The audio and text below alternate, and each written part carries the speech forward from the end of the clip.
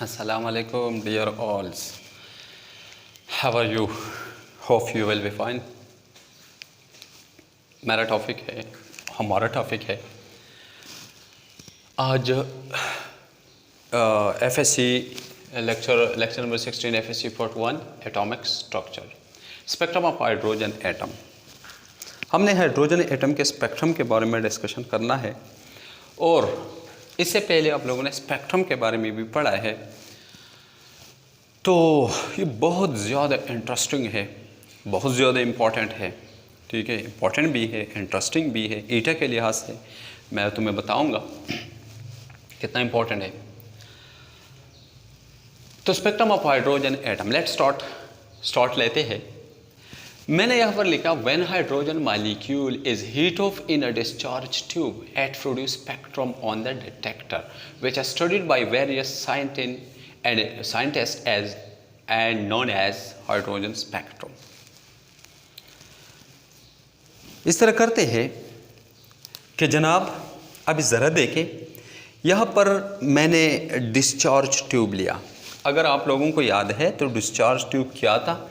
Discharge tube पर एक शीशे का फ्लैट ट्यूब था। इनके दोनों सिरों पर इलेक्ट्रोड्स लगे हुए थे। एक को आप लोगों ने कैथोड कहा था और दूसरे को आप लोगों ने एनोड कहा था। आप लोगों ने इसको वैक्यूम पंप लगाया था, इसका इंटरनल प्रेशर आप लोगों ने कम किया था। यही चीज़ है और कुछ नहीं है। ठीक है, इसके अंदर जब हम हाइड्रोजन गैस बंद कर देते हैं तो क्या हो जाने वाला है?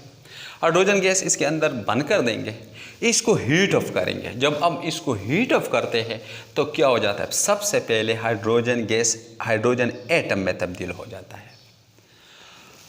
हाइड्रोजन का एटम बनेंगे, इस ट्यूब के अंदर हाइड्रोजन के एटम बनेंगे। ठीक है, अब हाइड्रोजन के बारे में तुम सोचोगे, चलो मॉलिक्यूल से तो एटम बना, तो हम कहते हैं कि हाइड्रोजन का एटॉमिक नंबर 1 है, तो इसमें सिर्फ ओनली 1 इलेक्ट्रॉन है और ये इसमें एक शेल है। जनाब कभी ऐसा नहीं है, इस हाइड्रोजन में बहुत सारे दूसरे शेल्स हैं। शेल्स का हरगिज़ ये मतलब नहीं है कि शेल कोई है नहीं। शेल ये तो एनर्जी लेवल्स है। अगर मैं इस तरह बनाऊँ, नीचे नहीं बन सकते हैं। ठीक है, ये शेल 1 है, 2, 3, 4, 5, 6, 7 तक आप बना सकते हैं। इसका मतलब ये है कि शेल को हम एनर्जी लेवल भी कहते हैं। अगर हाइड्रोजन का ये इलेक्ट्रॉन यहाँ पर ये उनका रेजिडेंस मुमकिन नहीं है तो यहाँ रहेगा।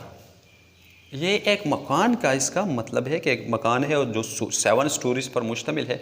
बंद इसमें एक रहता है, तो बंद क्या करेगा? कहाँ पर रहेगा? जो ग्राउंड उनका क्या होता है, उसको क्या कहता है, ग्राउंड जो फ्लोर है वहाँ पर रहेगा कि उनके वहाँ पर फैसिलिटीज़ उनको ज़्यादा मिलती है। बाहर से दुकान से आपने कोई चीज़ लाना है तो जल्दी ऑफ़ कर सकते हैं। लेकिन अगर आपका यहाँ पर गुजारा नहीं होता है, पर करे आपका मकान जो है उन्हें बहुत ज़्यादा गर्मी, इसमें गर्मी नीचे से आग किसी ने लगाया है, तो उस मकान में तो उस फ्लोर में तो आपको क्या हो जाएगा ना, आप वहाँ पर नहीं रह सकते। वहाँ पर गर्मी ज़्यादा हो जाएगी तो आप यहाँ पर आएंगे। अगर यहाँ भी नहीं रह सकते हैं तो यहाँ पर आएंगे, यहाँ भी नहीं रह सकते तो यहाँ पर रहेंगे, यहाँ पर फिर यहाँ पर, फिर यहाँ पर, और अगर यहाँ भी नहीं हो सका तो आप फिर छत से छलांग लगा के इन्फिनिटी में यानी कब्र में जाएंगे। ठीक है, सॉरी, ये बात है। ठीक है, हाइड्रोजन का हरगिज़ ये मतलब नहीं है कि इसमें एक शेल ही है। ओके, तो ये जो मैंने कहा, अब इसको हाइड्रोजन को हमने क्या किया? हीट अप किया। तो ये जो उनके एटम है उनके इलेक्ट्रॉन हायर एनर्जी लेवल में चला जाएगा। Must be remember, higher energy level में यानी यहाँ पर अगर मैं कहूँ तो 3 × 10⁻⁸ सेकंड इतना टाइम वो गुजार सकता है और ज़्यादा नहीं, वापस जंप करेगा। इस दौरान ऐसा हो सकता है कि इस दौरान मैं ये कहूँगा मैक्रो लेवल, बड़े लेवल पर मैं ये कहूँगा कि इसका हमने अभी एनर्जी हमने स्टॉप किया, तो इलेक्ट्रॉन बैक जंप करेगा। जब बैक जंप करेगा तो जाहिरी बात है, जब इलेक्ट्रॉन की एनर्जी यहाँ पर ज़्यादा है और यहाँ पर उसकी एनर्जी, अब जब वापस आएगा तो एनर्जी कम हो जाएगा ना। तो जब एनर्जी कम हो जाता है तो क्या हो जाता है, यहाँ पर जो एक्स्ट्रा एनर्जी है वो किधर चले गई? वो चला गया, वो रिलीज़ होगा in the form of radiation, और हमें स्पेक्ट्रम पर वो लाइंस मिलने वाले हैं, डिटेक्टर पर हमें वो लाइंस मिलने वाले हैं, जो इनको हम हाइड्रोजन के स्पेक्ट्रम्स ही कहते हैं। इनको हम क्या कहते हैं? हाइड्रोजन के स्पेक्ट्रम कहते हैं। ओके जी, I think there will be no problem now further for you people to understand this phenomena that hydrogen contain not only one orbit, but it contain so many orbit. Orbit doesn't mean that it is doesn't mean something else. It is just energy levels जहाँ पर electron सिर्फ रह सकते हैं। ठीक है, okay, तो चलो चलते हैं। तो जब हम इसको इस तरह करते हैं, तो जब प्रिज्म से गुजारते हैं तो यहाँ पर आप लोगों को स्पेक्ट्रम मिलने वाला है, आपको स्पेक्ट्रम मिलेगा। ठीक है जनाब, थोड़ा सा हाइड्रोजन के स्पेक्ट्रम वहाँ से हमने पढ़ना है, लेकिन अगर आपको नज़र आता है तो ये एटम है, अब मॉलिक्यूल नहीं है। ठीक है, मॉलिक्यूल का स्पेक्ट्रम कुछ खास है, आप लोगों ने नहीं पढ़ा है, उस लेक्चर में भी नहीं पढ़ा था। कुछ मॉलिक्यूल के स्पेक्ट्रम कुछ और स्पेक्ट्रम होता है। ठीक है, लेकिन यहाँ पर जो एटॉमिक स्पेक्ट्रम तो आप लोगों ने पढ़ा था, तो ये इसको हम हाइड्रोजन स्पेक्ट्रम, इसको एटॉमिक स्पेक्ट्रम भी कह सकते हैं। ये एटॉमिक स्पेक्ट्रम है। Hydrogen spectrum is the example of atomic spectrum. जनाब, आपने एटॉमिक स्पेक्ट्रम का कहा था कि एटॉमिक स्पेक्ट्रम जो होते हैं लाइन स्पेक्ट्रम होते हैं, इसको आप लाइन स्पेक्ट्रम भी कहते हैं। ये लाइन स्पेक्ट्रम ही होता है। ओके जी, क्या उनके डिटेक्टर पर आपको क्लियर कट बाउंड्रीज मिलने वाली है। ओके जी, तो मुख्तलिफ साइंटिस्ट ने सबसे पहले, अगर आप लोगों को नज़र आता है तो यहाँ पर मैंने लिखा लेमन सीरीज़, इसके बाद मैंने लिखा बॉलमर सीरीज़, इसके बाद मैंने लिखा पॉस्चन सीरीज़, इसके बाद मैंने लिखा ब्रैकेट सीरीज़, इसके बाद मैंने लिखा पॉन्ड सीरीज़। कोई पपन भी कहता है, ये पपन नहीं हो सकता है, ये पॉन्ड हो सकता है, पॉन्ड सीरीज़। और इसके बाद Humphry series must be remember. तुम्हारे यहाँ पर जो कैपी के टेक्स्ट है उसमें तो हम्फ्री सीरीज़ नहीं दिया गया है, लेकिन ये है। इसके अलावा जो ऑफ लेगों के कोर्स में तो नहीं है, लेकिन ये है। ठीक है, तो जनाब सुने आप ज़रा, ये नाम हमने क्यों रखे? ये साइंटिस्ट है, ये साइंटिस्ट है। हाइड्रोजन के एटम पर सब ने काम किया है और सब ने रिजल्ट निकाले हैं, सब ने स्पेक्ट्रम बनाए हैं। कैसे बनाए हैं, कैसे उनके स्पेक्ट्रम आ रहे थे, तो उनका डिस्कशन हम करेंगे। सबसे पहले आपको तो नज़र आता है लेमन सीरीज़ वाली बात, लेकिन लेमन ने पहले काम नहीं किया था। इससे पहले बॉलमर ने सबसे पहले काम किया था। क्यों? उनके याद रखो। अब सबसे पहले मैं लेमन की तरफ आता हूँ, फिर बॉलमर की बात करता हूँ कि कैसे बॉलमर ने पहले काम किया था। ठीक है, अब हाइड्रोजन का एटम है, लेट फॉर एग्जांपल ये उनका शेल नंबर 1 है। अब ज़रा आपको ये समझाता हो कि यहाँ पर मैंने ज़रा स्पेस बढ़ा रखा है। अगर आपको नज़र आता है तो इसका एनर्जी था -1336 किलो जॉल फॉर मोल, और यहाँ पर एनर्जी था -345, और यहाँ पर -128, और फिर कुछ इस तरह बहुत कम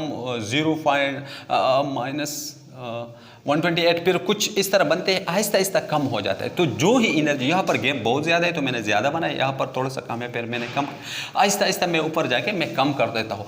और अगर आप यहाँ पर चलते हैं, इन्फिनिटी में चलते हैं, कबर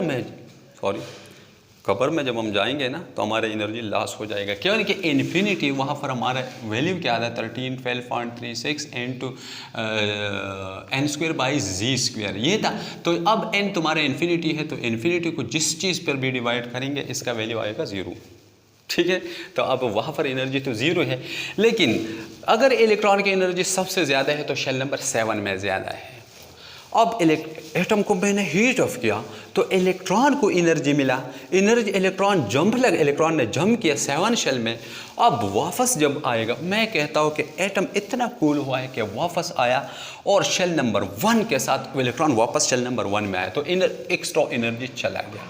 ठीक है, या शेल नंबर 6 से भी हो सकता है, शेल नंबर 5 से भी हो सकता है, शेल नंबर 4 से भी हो सकता है, शेल नंबर 3 से भी हो सकता है, शेल नंबर 2 से भी हो सकता है। लेकिन जब वापस आता है तो करेगा क्या जनाब? क्या करेगा कुछ इस तरह के रेडिएशन खारिज होंगे। वो स्पेक्ट्रम जो वो रेडिएशन जब उन्होंने प्रिज्म से गुजारे और यहाँ पर डिटेक्टर का पर उन्होंने देखा, तो ये आम आंखों से नज़र नहीं आने वाले थे, ये अल्ट्रावायलेट रीजन में पड़े हैं। ठीक है, अल्ट्रावायलेट और विजिबल रीजन, अल्ट्रावायलेट रीजन का जो वेवलेंथ है 350 नैनोमीटर से नीचे होता है। तो नीचे और ख़ासकर 200 से नीचे पर तो हम नहीं देख सकते हैं, ठीक है। तो इसलिए अल्ट्रावायलेट रीजन है। रीजन कौन सा है? अल्ट्रावायलेट। लेमन ने जो काम किया था उसके लिए रीजन अल्ट्रावायलेट है। और आपको नज़र अगर आता है, यहाँ पर आगे एक फार्मूला है जो न्यूमेरिकल प्रॉब्लम है, इसके ऊपर लोग न्यूमेरिकल प्रॉब्लम करते हैं। मैं वो फार्मूला तो नहीं लिख देता हूँ कि आप लोगों के कोर्स में शामिल नहीं। ताहम मैं ये बताने वाला हो कि यहाँ पर N1 हमेशा, कि उनके N1 1 के बराबर हमेशा लेमन सीरीज़ में कहाँ पर आते हैं? 1 नंबर में आता है, ठीक है। तो N1 1 के बराबर होता है। और N2 क्या चीज़ हो सकता है? N2 क्या होगा? N2 2 से भी आ सकता है, शेल नंबर 2 से भी आ सकता है, शेल नंबर 3 से भी आ सकता है, शेल नंबर 4 से भी आ सकता है, 5 से, 6 से एंड 7 से भी आ सकता है। तो ये लेमन था। इसके बाद काम किया बॉलमर ने क्या किया था? हाइड्रोजन एटम को हीटअप किया। मैं फॉर एग्जाम्पल कहता हूँ, ठीक है, उनके अपने इंस्ट्रूमेंट्स होते हैं, वो अपने तरीके से करते हैं। मैं फॉर एग्जांपल कहता हूँ कि उनने वापस एटम को इतना कूल किया है। ये बात नहीं होता है, मैंने कहा था ना इलेक्ट्रॉन वहाँ पर इतना रह सकता है, लेकिन अगर इलेक्ट्रॉन बैक जंप करता है और यहाँ पर नहीं आ सकता है, ये एटम अब भी इतना गर्म है कि यहाँ पर फॉर एग्जाम्पल नहीं आ सकता है, तो यहाँ पर आएगा, शेल नंबर 2 सेकंड में आएगा। तो शेल नंबर सेकंड से मैं कहता हूँ कि शेल नंबर 7 से आया शेल नंबर सेकंड में, शेल नंबर 6 से आया शेल नंबर सेकंड में, शेल नंबर 5 से आया शेल नंबर सेकंड में, शेल नंबर 4 से आया शेल नंबर सेकंड में, एंड शेल नंबर 3 से आया शेल नंबर 2 में। क्या होने वाला है अब जनाब? अगेन से अगर आपको नज़र आता है तो यहाँ पर अब क्या होने वाला है? एनर्जी तो खारिज होगी, ठीक है। लेकिन होता क्या है? होता कुछ इस तरह है कि यहाँ पर जो है ना, यहाँ पर जो गैप था एनर्जी का वो तो खारिज हो रहा है। ये यहाँ पर अगर आपको नजर तो ये रीजन जो था ये विजिबल रीजन है, यह हम देख सकते हैं। ये वाला स्पेक्ट्रम अगर मैंने किया है तो सबसे ये काम हुआ था तो ये बॉलमर ही था, ठीक है, क्योंकि विजिबल रीजन में है और आसानी से मालूम हो गया था, ठीक है। तो यहाँ पर ये बॉलमर सीरीज़ है, ये रीजन क्या है? विजिबल रीजन है। और इसमें N1 क्या हो सकता है?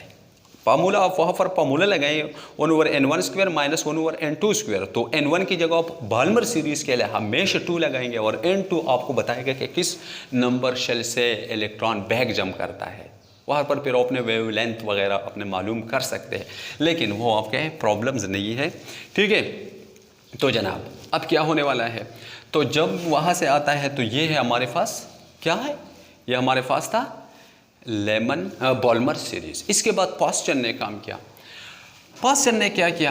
पास्चन ने सोचा था अगर एटम को उनने इतना गर्म किया और वापस इलेक्ट्रॉन आ रहे थे, लेकिन नहीं 1 में आ सकते, नहीं 2 में, तो शेल नंबर 3 में आने वाले हैं। तो शेल नंबर 7 से आ रहे थे, शेल नंबर 6 से आ रहे थे, शेल नंबर 5 से आए थे, शेल नंबर 4 से आ रहे थे, शेल नंबर 3 में, ठीक है, शेल नंबर 3 में आ रहे थे, तो शुआए वापस आ रहे थे, तो एनर्जी खारिज हो रहा था, ठीक है। अब क्या होने वाला है? अब देखो पास्चन सीरीज़ में N1 हमेशा 3 के बराबर होंगे, ठीक है। 1/N1² minus 1/N2²। जब आप फॉर्मूला लगाएंगे तो N1 की जगह आपने 3 लगाना है। और ये किस सीरीज़ के लिए है? ये पास्चन सीरीज़ के लिए है, ठीक है। पास्चन सीरीज़ के लिए अपने शेल नंबर N1 की जगह आपने क्या लगाना है? 3, और N2 की जगह आपने 4 हो सकता है, ये उनके देखो, ये 4 भी हो सकता है, ये 5 भी हो सकता है, ये 6 भी हो सकता है, और ये 7 भी हो सकता है।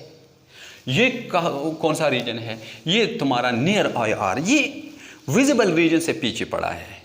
इनका वेवलेंथ जो होता है वो 800 नैनोमीटर से ऊपर होता है, 1400 नैनोमीटर। जो फिंगर फ्रंट रीजन है हमारा, वो करेंगे डिस्कशन, इसके ऊपर होगा, ठीक है। इसके बाद फिर फंक्शनल गुफ रीजन आता है IR में, ठीक है, जो 4000 नैनोमीटर तक होते हैं, 1500 से लेकर 4000 तक ये जो होता है वो करेंगे, ठीक है। तो पास्चन सीरीज़ ये बिल्कुल IR के जो इनिशियल सिरा है वहाँ पर पड़े हैं, यहाँ वहाँ पर इनके क्या आ रहे थे?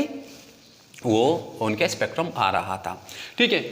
तो इसके बाद फिर ने ब्रैकेट ने काम किया। ब्रैकेट ने क्या किया था? ब्रैकेट ने फिर से हाइड्रोजन एटम को गर्म किया, वापस किया, लेकिन नहीं 1 में आ सकते हैं, न 2 न 3, इतना कूल भी नहीं है कि या 1 में या 2 में या 3 में, बल्कि 4th में वापस आ रहे थे। तो शेल नंबर 7 से वापस आ रहे थे, शेल नंबर 6 से आ रहे थे, शेल नंबर 5 से आ रहे थे। किस शेल में? शेल नंबर 4 में।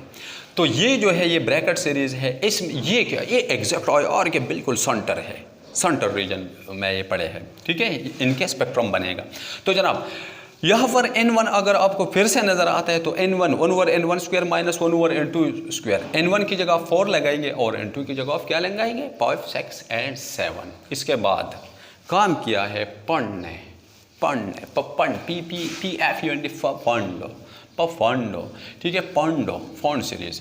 तो इसमें क्या है, इलेक्ट्रॉन वापस आ रहे हैं सेल नंबर 7 से सेल नंबर 5 में या सेल नंबर 6 से वापस आ रहे हैं। तो क्या करना है अभी जनाब, करना क्या है, ये है हमारे पास n1 5 के बराबर होंगे, जाहिर बात है फिफ्थ सेल में वापस शुआए आ रहे हैं, इलेक्ट्रॉन बैक जंप लगा रहा है, ठीक है, और n2 6 व 7 के बराबर हो सकते हैं, ठीक है जनाब। ये IR के बिल्कुल आखिरी सिरे से ज़रा फैले वाली है, क्योंकि हम्फ्री सीरीज़ में क्या है, ये भी फॉर IR रीजन है जनाब। हम्फ्री ने यहाँ से इलेक्ट्रॉन बैक जंप किया, 7 से 6 शेल में वापस बैक जंप किया, तो यहाँ पर जो एनर्जी खारिज हो रहा था उनका जो स्पेक्ट्रम लिया गया वो फॉर IR रीजन में ये भी पड़ा था, इसमें n1 6 के बराबर है और n2 7 के बराबर है। ओके, अब एक 2-3 तरह से मैं बातें करना चाहता हूँ, ये तो क्लियर है, इसमें तो कोई मसले है नहीं, आसान सा आप डायग्राम बना सकते, वो जो स्क्वायर में आप बनाते हैं वो भी आप कर सकते हैं, ये बहुत आसानी से आप समझ सकते हैं, इसलिए मैंने ये वाला बनाया जनाब। अभी एक बात बताने वाला हूँ कि बताओ, अगर लेमन सीरीज़ का जो अगर आपको लेते हैं वेव लेंथ फ्रिक्वेंसी है, एनर्जी है, यहाँ और यहाँ एनर्जी गैप बहुत ज़्यादा है। जब एनर्जी गैप ज़्यादा है तो आप बताइए कि यहाँ फ्रिक्वेंसी भी ज़्यादा होगी, और जब फ्रिक्वेंसी ज़्यादा हो जाती है तो एनर्जी डिफरेंस भी ज़्यादा हो जाता है ना, एनर्जी और फ्रिक्वेंसी का दरमियान डायरेक्ट रिलेशन। तो यहाँ पर जो एनर्जी गैप है वो बहुत ज़्यादा है, तो इसका फ्रिक्वेंसी ज़्यादा है तो इसका वेवलेंथ कम है, इसलिए इसका वेवलेंथ 350 से नीचे आ रहा है, 350 से नीचे आ रहा है। लेकिन यहाँ पर इतना गैप नहीं है, तो इसका जब गैप इतना नहीं है तो एनर्जी, इसका मतलब है कि एनर्जी डिफरेंस कम है, जब एनर्जी डिफरेंस कम है तो फ्रीक्वेंसी कम है, जब फ्रीक्वेंसी कम है तो वेवलेंथ इसका ज़्यादा हो जाएगा। ये एमसीक्यूज आपसे पूछे जा सकते हैं। तो एनर्जी डिफरेंस क्या, वेवलेंथ क्या होगा, बड़ा होगा, इससे बड़ा होगा, और इसका फिर आप एक सीरीज़ में जा सकते हैं, इस तरह कर सकते हैं। ये बहुत इंपॉर्टेंट एमसीक्यूज आपसे पूछा जा सकता है जनाब। एक और बात मैं बताने वाला हूँ, अब अगर आपसे पूछे कि how many spectral lines are possible when electron back jump from 7 to n1, ये हो सकता है। फॉर एग्जाम्पल आपसे how many spectral lines are possible when electron back jump from where, from shell number 7 to shell number 1। तो of इस तरह करेंगे, या ये क्वेश्चन पूछा जा सकता है, या आपसे ये भी पूछ सकता है how many spectral lines are possible when electron back jump from 7 in Lyman series। तो हमें पता है कि लेमन में शेल नंबर 1 में ही आएगा, तो इस तरह है। तो आपने क्या करना है, एक फॉर्मूला आपने लगाना है स्पेक्ट्रल लाइंस के लिए, स्पेक्ट्रल SPL के लिए, n × n-1/2। बस ये फॉर्मूला रटा करे, आपके स्पेक्ट्रल लाइंस का मसला ख़त्म, आपको कोई मसला नहीं रहेगा। आपसे MCQs पूछा जा सकता है। तो आपने क्या करना है, SPL में क्या करना है, n की जगह, n क्या है, आपने 7 वाला शेल आपने लगाना है।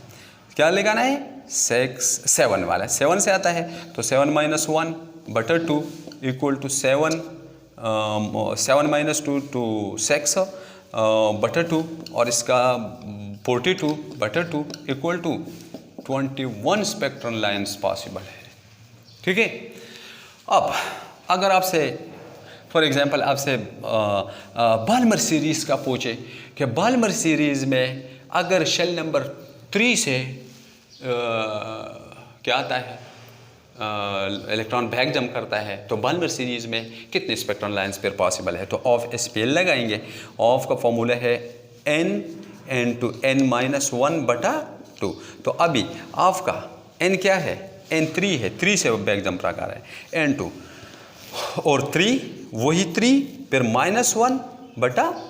तो आपने क्या करना है, 3 × 2/2, तो 6/2 equal to 3 spectral line possible है, ठीक है। कितने भी आप कर सकते हैं, जितने भी आप प्रैक्टिस करें, जितने भी हो सकते हैं, और ये कभी कभार MCQs आता है, ठीक है। तो इसलिए अपने इसको पढ़ना है, अच्छी तरह से पढ़ना है। स्पेक्ट्रल लाइंस का ये फॉर्मूला रटा करें, इसको n/n-1/2 बस ये तुम्हारा सारे के सारे MCQs हाइड्रोजन के बारे में ख़त्म कर देगा। और ये है कि इसका फ्रीक्वेंसी ज़्यादा होगी, इसका एनर्जी एट्सेट्रा एट्सेट्रा एट्सेट्रा आपको नज़र आता है ना, यहाँ पर गैप बहुत ज़्यादा है। फिर तो ज़ाहिर बात है कि इस शेल और इस शेल के दरमियान गैप इतना नहीं है एनर्जी का जितना इस शेल और इस शेल के दरमियान है। तो जब आपको एनर्जी का डिफरेंस का पता चले तो आपको फ्रीक्वेंसी का पता चलेगा, और जब फ्रीक्वेंसी का पता चलता है तो वेवलेंथ का पता चलता है, और वेवलेंथ का पता चलता है कि अगर इतना है तो ये विजिबल है और ये यूवी है और ये और है और ये पॉर IR etcetera etcetera and etcetera. Thank you. इंशाल्लाह नेक्स्ट लेक्चर के साथ फिर से मुलाकात होगा। उस वक्त तक के लिए आपसे इजाज़त चाहता हूँ, लेकिन अगर आप लोगों को मेरे लेक्चर का समझ आता है तो मैं कहता हूँ प्लीज़ इसको सब्सक्राइब भी करें ताकि आप लोगों को हर वीडियो के अपडेट मिलते रहे। इंशाल्लाह करते रहेंगे, ज़िंदगी रही तो मुलाकात होता रहेगा। Thank you, see you next time. अस्सलाम वालेकुम।